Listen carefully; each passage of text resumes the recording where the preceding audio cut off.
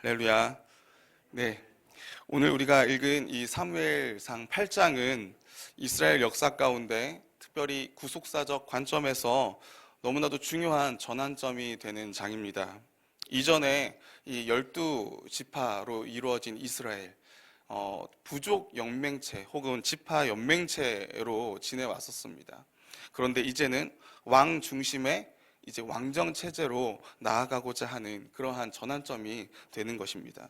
그런데 이때 우리가 중요한 것, 잊지 말아야 할 것은 오늘 우리가 본문에 읽은 것처럼 이 왕정 체제를 이스라엘이 원하고 그들의 요구를 들어주는 것으로서 왕정이 이어가는 것처럼 그렇게 역사 가운데 보여지지만, 겉으로는 보여지지만 그 실상은 하나님의 그 구원의 경륜, 하나님의 그 구속의 섭리 속에서 하나님께서 주권을 가지고 이루어 가신다라는 거예요.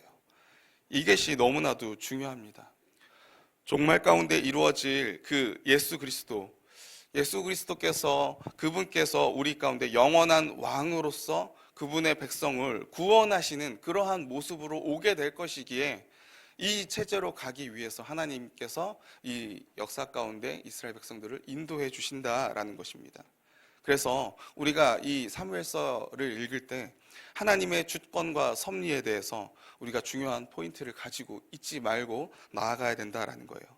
그러한 가운데 오늘 본문에서 우리는 이 하나님의 그 구속의 섭리 가운데, 하나님의 주권 가운데, 하나님께서 우리를 구원하시기 위해 이 세상을 이끌어 가시는 그 역사 속에서 사무엘은 어디에 서 있는지, 또 이스라엘은 어디에 서 있는지 그러한 모습을 살펴보면서 오늘 이 왕을 구하는 이스라엘이라는 제목으로 함께 은혜를 나누겠습니다. 오늘 본문에서 우리가 쉽게 찾아볼 수 있는 게 바로 사무엘과 이 이스라엘의 대립입니다. 오늘 본문 5절에서 6절 말씀입니다. 우리 함께 한번 읽어보도록 하겠습니다. 시작. 그에게 이르되 보소서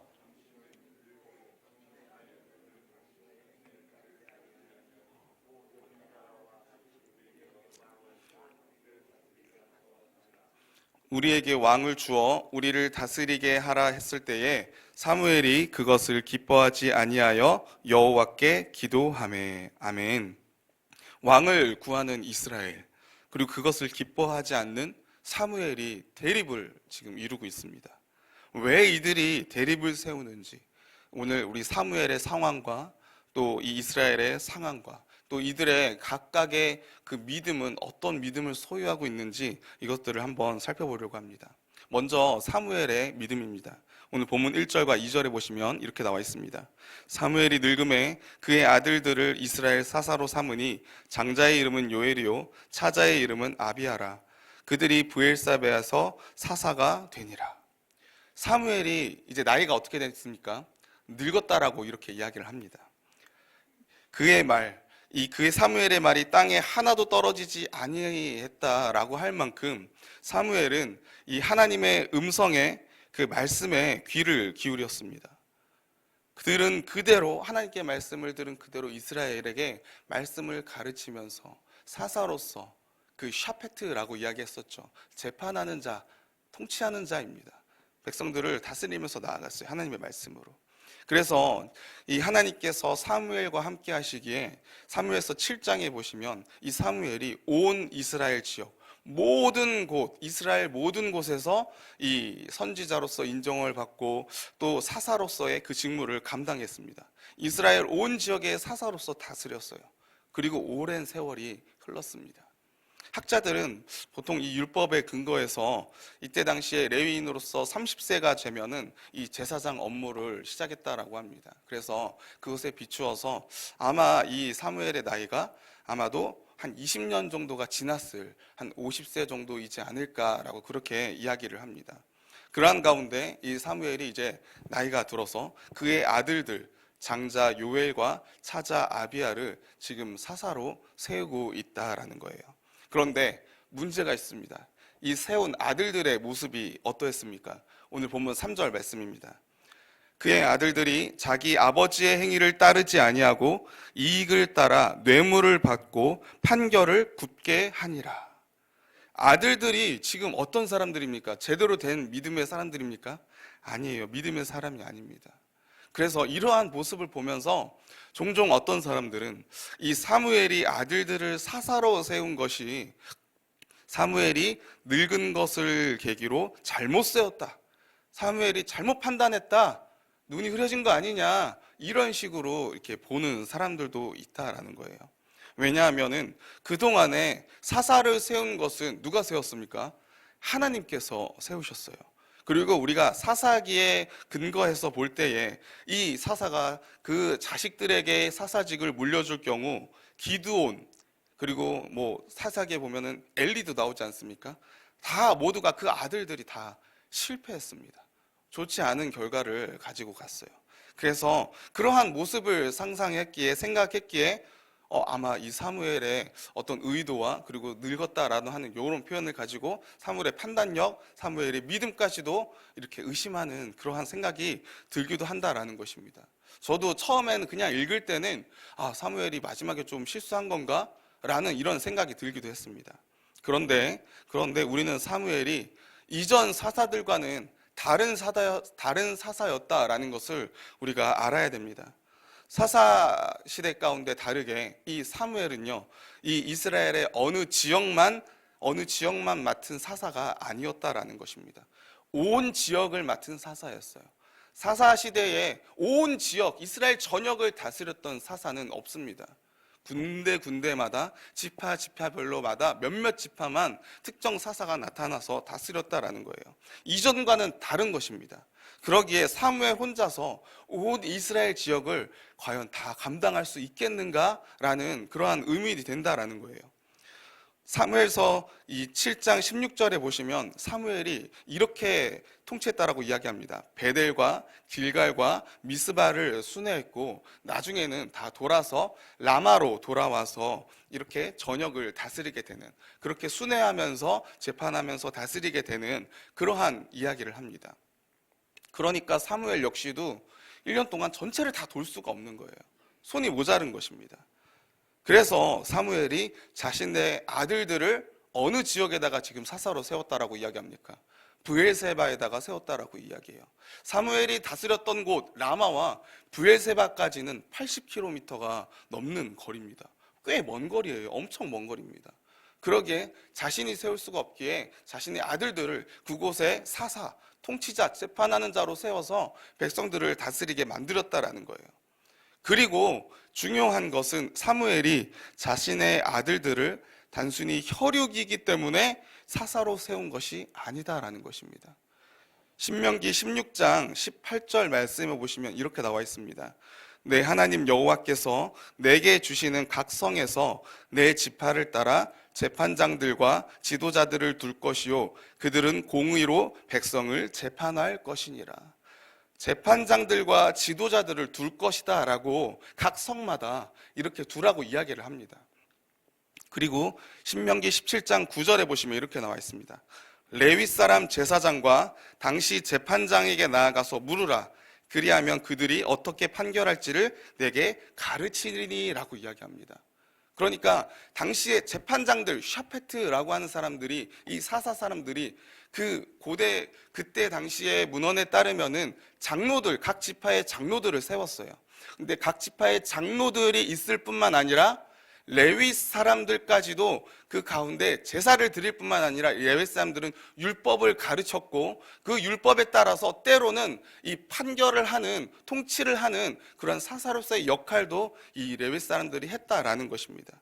그래서 지금 사무엘은 이 율법이 말하는 질서, 레위 사람으로서 사무엘이 레위 지파 소속이었어요. 역대상 6장에 보시면 사무엘이 이 레위 지파의 사람이라는 그런 모습이 나오는데 자신의 아들들을 자신의 혈육이기에 세우는 게 아니라 레위 지파가 그 가운데 말씀을 전해주고 율법을 가르치고 또 통치하고 재판하는 그런 사사로서의 역할을 군데군데 세우기 위해서, 다시 이야기하면 사무엘이 늙어서 눈이 흐려진 게 아니라 하나님께서 세우신 그 율법을 이루어 가게끔 하기 위해서 말씀에 순종하면서 나아갔던 그러한 결정이었다라는 것입니다.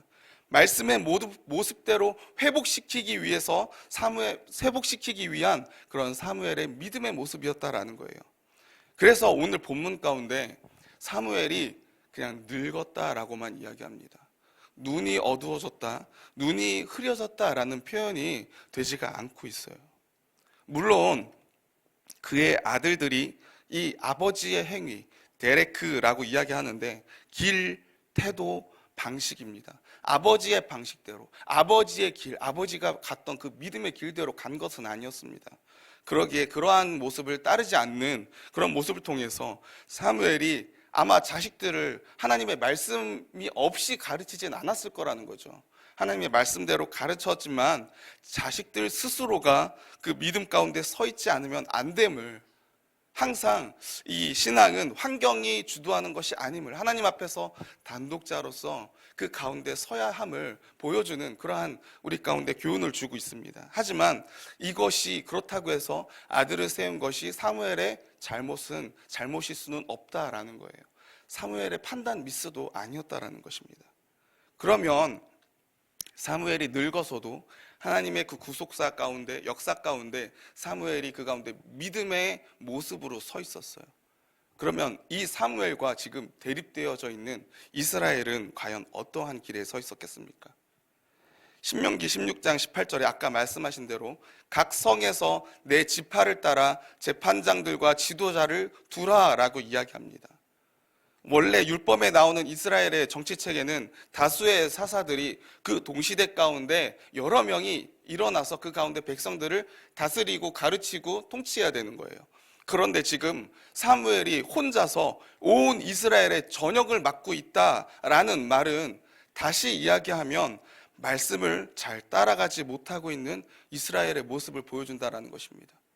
사사로서 어떤 지역에 자격을 갖춘 후보자가 부족하다라는 거예요. 사사가 부족하다라는 것입니다. 말씀 가운데 바로 선자가 부족하다라는 거예요. 당시의 이스라엘의 사회의 행태가, 영적 상태가 하나님의 말씀을 아는 자들이 그만큼 적다라는 것입니다. 영적 상태가 좋지 않다라는 것을 반영해 주는 거예요. 그러한 가운데 오늘 이스라엘의 모든 장로가 지금 라마에 모여서 이스라엘을 대표하는 자들이 이 사무엘에게 이렇게 이야기하고 있는 것입니다. 오늘 본문 4절과 5절 말씀입니다. 우리 다시 한번 읽어보도록 하겠습니다. 함께 읽겠습니다. 시작. 이스라엘 모든 장로가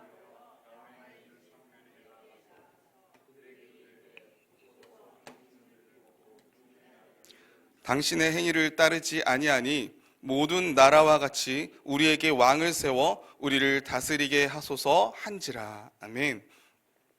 장로들이요, 이스라엘의 지도자들이 지금 마구잡이로 왕을 세우자고 말하지 않습니다.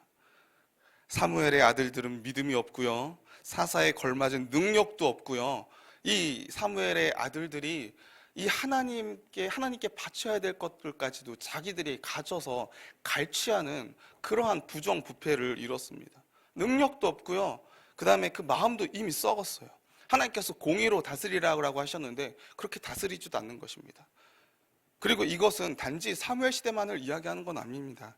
아침에 그 이전부터 계속해서 이어져 오던 이 사사시대, 사사체제 가운데 제대로 된 자들이 서지 않는 거예요. 자격 없고 능력 없는 자들이 리더로 있었기에 지금 우리가 이렇게 된 것이다, 안 좋게 되고 가고 있다라고 그렇게 지금 이야기하고 있다라는 것입니다. 그래서 왕을 세워야 된다, 체제를 바꿔야 된다라고 이야기하는 거예요. 이들의 관점을 보세요. 이성적입니다. 합리적이에요. 부정부패가 계속 올라오고 능력 없는 사람들만 계속 세워지니까 이 체제가 잘못된 거다. 그러니까 우리가 우리에게 맞는 세상 모든 나라처럼 합리적이고 이성적이고 훨씬 더 효율적으로 통치할 수 있는 그런 왕체제로 나아가야 된다, 이런 것들을 합리적으로 이야기하고 있습니다. 그런데 이들 가운데는 무엇이 없습니다. 하나님의 말씀이 없어요. 하나님의 원하신 뜻하는 바가 무엇인지에 대한 그 의도가 없다라는 거예요. 이들이 왕을 요구했을 때가 과연 어느 때일까요? 우리 사무엘상 12장 12절에 보시면 이들이 왕을 요구했을 때가 이 모습이었음을 이야기합니다. 너희가 암몬 자손의 왕 나하스가 너희를 치러 옴을 보고 너희의 하나님 여호와께서는 너희의 왕이 되심에도 불구하고 너희가 내게 이르기를 아니라 우리를 다스릴 왕이 있어야 하겠다 하였도다 라고 이야기합니다. 이들이요, 지금 암몬 자손의 왕 나하스가 자신들을 치러 오는 것을 보면서 그 가운데 그때 하나님 우리에게도 왕을 주세요 라고 그렇게 지금 이야기하고 있다라는 것입니다. 여호와께서 왕임에도 불구하고 다스릴 왕이 없다, 왕을 달라라고 이야기하고 있어요. 하나님께서 왕이심에도 불구하고 이들이 하나님을 왕으로 인정하는 겁니까? 인정하지 않는 겁니까? 인정하지 않는 거예요. 믿지 못하는 것입니다. 전쟁에 대해서 하나님께서 만군의 여호와로서 그동안의 이스라엘을 그 홍해 가운데 건너게 하시고 여리고 성을 무너뜨리시고 가나안의 백성들을 다 무너뜨리고 그 가운데 차지하게 하시고 약속을 지키셨음에도 불구하고 이들이 아직도 하나님의 그 전쟁 능력, 만군의 여호와의 그 크신 오른손을, 그것을 아직도 믿지 못하고 있는 거예요. 불신하고 있는 것입니다. 하나님에 대한 신뢰보다 그냥 눈에 보이는, 그냥 사람들이 생각하기에 군사력이 좋고 칼과 있고 방패가 있고 전차가 있고 이 사람의 힘으로가 있는 이 군사 지도력이 더 중요하다라고 생각하고 있는 거예요. 더 나아가 전쟁 가운데 지게 됐을 때 자신들의 재산들이 다 빼앗기게 되는 그러한 것을 보호하고자 강한 군사력이 있어야 됨을 다시 이야기해서 하나님에 대한 믿음보다 자신들의 그 재산을 지키려고 하는 그 이 땅 가운데 잘 살고자 하는 그러한 욕망, 그런 것들이 하나님에 대한 믿음, 하나님에 대한 신뢰보다 더 컸음을 지금 그러한 길 위에 이들이 서 있음을 보여주는 것입니다. 세상과 결코 다르지 않는 모습을 보여주는 거예요. 그래서 오늘 본문 5절에 말하는 것처럼 누구와 같다라고 이야기합니까? 모든 나라와 같다, 모든 나라와 같이라고 이야기하면서 자기 자신들이 지금 자신들의 영적 상태가 어떤지를 스스로가 지금 드러내고 있는 것입니다. 그 삶을 살겠다라는 거예요. 하나님이 다스리는 그 삶을 거부하고 있는 것입니다. 그래서 사무엘이 오늘 본문 6절에서 이렇게 이야기하는 겁니다. 오늘 6절 말씀도 우리 함께 읽어보도록 하겠습니다. 시작. 우리에게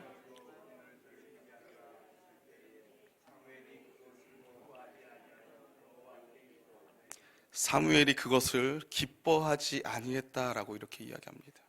단순히 사무엘이 자신의 노령화와 자신이 그래도 못해도 20년 이상 온 지역을 돌아다니면서 하나님의 말씀을 증거하고 기도하면서 그렇게 사서로서의 직무를 다했는데 어떻게 자기가 이제 늙었다고, 자신이 늙기 때문에 이제 왕체제를 달라라고 그렇게 이야기할 수 있는가, 어떤 인간적인 배신감 때문에 이렇게 이야기한 것이 아니라 또 자신의 아들들 악행에 대해서 나쁘게 이야기하면서 그것 때문에 서러움 가운데, 인간의 감정 가운데 기뻐하지 아니한 것이 아니라 오늘 이 기뻐하지 아니하다라고 하는 이 야라라고 하는 이 단어 가운데는 근심하다, 걱정하다는 의미도 있지만 뭐에 대해서 싫어했냐?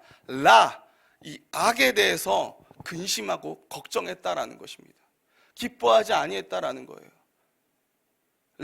악 무엇입니까? 하나님을 거부하는 거예요. 하나님의 다스림을 인정하지 않는 거예요. 믿지 않는 거예요.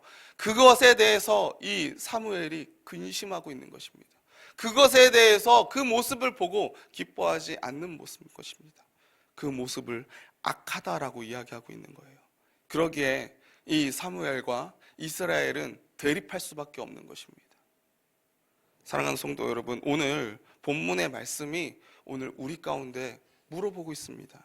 하나님의 그 구원 역사가 이루어지고 있는 오늘날의 이 현실 속에서 당신들은, 우리들은 지금 어느 위치에 서 있는지, 하나님께서 구원 역사를 이루어 가십니다. 그 가운데 우리가 어느 위치에 서 있는지 우리에게 물어보고 있다는 것입니다.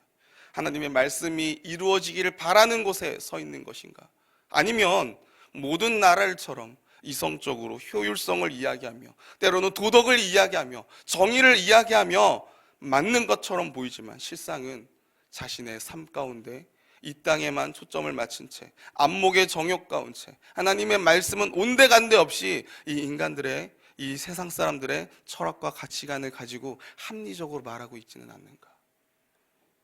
큰 길 위에 서 있는가? 오늘 본문 가운데 우리에게 물어보고 있다는 것입니다. 그러기에 사랑하는 성도 여러분, 저와 여러분은 사무엘이 서 있었던 그 믿음의 길, 좁은 길입니다. 어리석은 것처럼 보일 수도 있습니다. 합리적이지 않는 것처럼 보일 수 있어요. 하지만 하나님께서 하나님의 말씀이 있고 하나님이 말씀이 있는 곳이 곧 길이고 진리고 생명임을 우리가 알고 나아가야 될 줄로 믿습니다. 사무엘과 함께 했을 때에 이 이스라엘 이 백성들이요 미스바에 모여서 바알과 아스다롯을 제거하고 여호와만 섬겼습니다. 그런데 시간이 흐르자 오랜 시간이 흐르자 또다시 이스라엘은 말씀이 사라져서요 그 가운데 미혹에 빠져들었습니다. 하지만 사무엘은요 늙어도 눈이 어두워지지 않았습니다. 저와 여러분이 이 눈이 어두워지지 않는 축복이 있기를 소원합니다. 이삭도요 눈이 어두워져서 분명히 하나님께서 뱃속에 둘째가 첫째보다 더 큰 민족을 이루게 될 것이다, 더 섬기게 될 것이다 라고 이야기했음에도 불구하고 에서를 사랑하고 그 가운데 에서가 사냥해온 것을 사랑했기에 눈이 어두워진 이삭이 에서에게 축복 기도를 하려고 했습니다.